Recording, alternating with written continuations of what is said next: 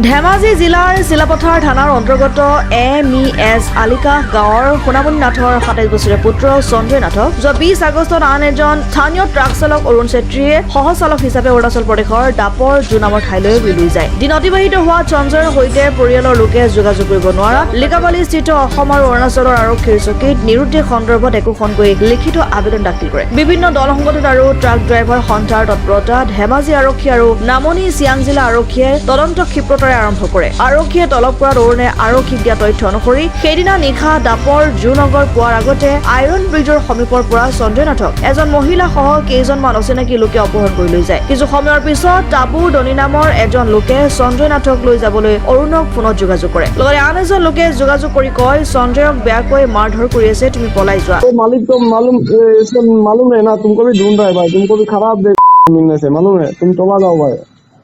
हमको क्यों ऐसे कर रहा है लेकिन? तो क्या मालूम अभी वहाँ से उस दिन भी अर्जुन को अकेला जो गाड़ी में गया वो ड्राइवर को भी खराब पीटा है मालूम है।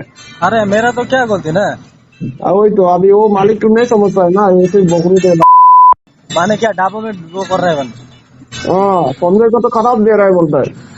कौन और किसको? उसको ढूंढने लगा रहा है बोलता है हाँ, शिवा को ढूंढ के जैसे भी लेके आओ बोलता है अभी। हमको। हाँ, और आदमी भी लगा है ना तुमको ढूंढने के लिए, पूरा ढूंढ रहा है तुमको। संजय को तो खराब दे रहा है रूम में, हाँ पूरा दे रहा है उसको, लाठी साथी से दे रहे हैं बोलते।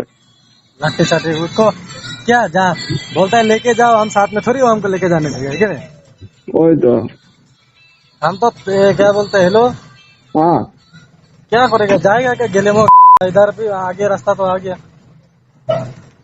तुम बापू आएगा ना तुमको मिलने से फिर अलग से हो जाएगा, जाने ही नहीं देगा मालूम है, वैसे मार खाएगा तुम आके, हाथ पाउच कर देगा मालूम है। দাপৰ জু আৰক্ষীয়ে ঘটনা তদন্ত কৰি মহিলা সহ 4জন লোকক আটক কৰি সোধপোছ কৰা দাপৰ জুৰ সোণখেৰী নৈৰ বালিত সঞ্জয় নাথৰ মৃতদেহ পুতি থোৱাৰ তথ্য লাভ কৰে। যিদিনাখনি কিডনেপ কৰিছে 4জন মানুহে কিডনেপ কৰিছে বুলি আমি খবৰ পাইছো। 4জন গোটেই কিডনেপাৰ কেইজন ধৰিছে অলৰেডি, আমাৰ অৰুণাচল প্ৰশাসনে ধৰিছে সেইখিনি।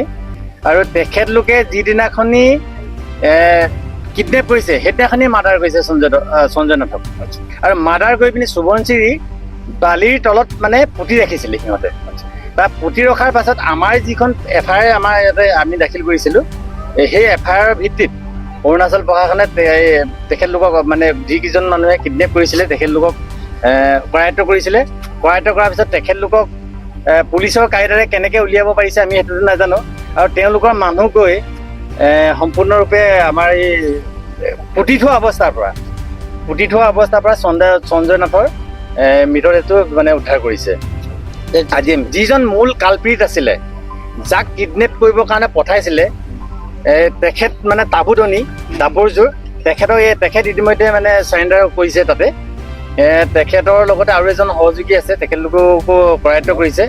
আৰু আমি এটা কথা গম পাইছো যে যি 4জন, 2গৰাকী মহিলা আৰু 2গৰাকী পুৰুষ কিডনেপ কৰিছে তেওঁলোক কিন্তু অসমৰ। এতিয়ালৈকে মোক 6জনক গ্ৰেপ্তাৰ কৰিছে। বিষয়টো এনেকুৱা হৈছিলে, যিদিনাখনি অৰুণ ছেত্ৰীৰ গাড়ীত সঞ্জয় নাথ গৈ আছিলে সেইদিনাখনি সঞ্জয় নাথক এই কিডনেপাৰ কেইজনে সঞ্জয় নাথক লৈ পিনি গুচি গ'ল। আৰু তেওঁলোকৰ এটা ভুলত মানে তেওঁলোকৰ ভুল হৈ গৈছিলে যে অৰুণ নাথক এৰি থৈ অহাৰ কাৰণে এই বস্তুটো আজি ফাটি লৈ যাব। তাৰ পাছতে অৰুণ নাথৰ লগত আমাৰ ৰেকৰ্ডিংখিনি আমি অলৰেডি অৰুণাচল প্ৰশাসন আৰু আমাৰ অসম আৰক্ষী প্ৰশাসনৰ হাততো আমি ছাবমিট কৰিছো। মৃতদেহ উদ্ধাৰ কৰাৰ খবৰ লাভ কৰাৰ লগে লগে কালি পৰিয়ালৰ লোক ট্ৰাক ইউনিয়নৰ লোকৰ সৈতে অসমৰ অৰুণাচল আৰক্ষীৰ দল মৃতদেহ চমজি লৈ মঙলবাৰে নিশা 8:30 বজাত সঞ্জয়ৰ ঘৰলৈ আহে। ইফালে সঞ্জয়ৰ পত্নীসহ মাক দেউতাকে বাস কৰা পৰিয়ালটোৱে শোকাকুল পৰিৱেশে বিৰাজ কৰে। সঞ্জয় নাথৰ হত্যাকাণ্ডৰ লগত জড়িত অপৰাধীসকলক কঠোৰ শাস্তি দাবী কৰাৰ লগতে পৰিয়ালটোক এককালীন সাহায্য প্ৰদান কৰিবলৈ অৰুণাচল চৰকাৰক দাবীত সৰব হৈ পৰে সদৌ অসম নাথ যোগী ছাত্ৰ সন্থাৰ কেন্দ্ৰীয় সাধাৰণ সম্পাদক দীপক নাথে। অন্যথা সদৌ অসম ছাত্ৰ সন্থাৰ বিভিন্ন জাতীয় সংগঠন আৰু ট্ৰাক ইউনিয়নৰ সৈতে যুটীয়াভাৱে অৰুণাচল প্ৰদেশৰ সৈতে অৰ্থনৈতিক অৱৰোধৰ দৰে কাৰ্যসূচী হাতত ল'বলৈ বাধ্য হ'ব বুলি সকীয়াই দিয়ে।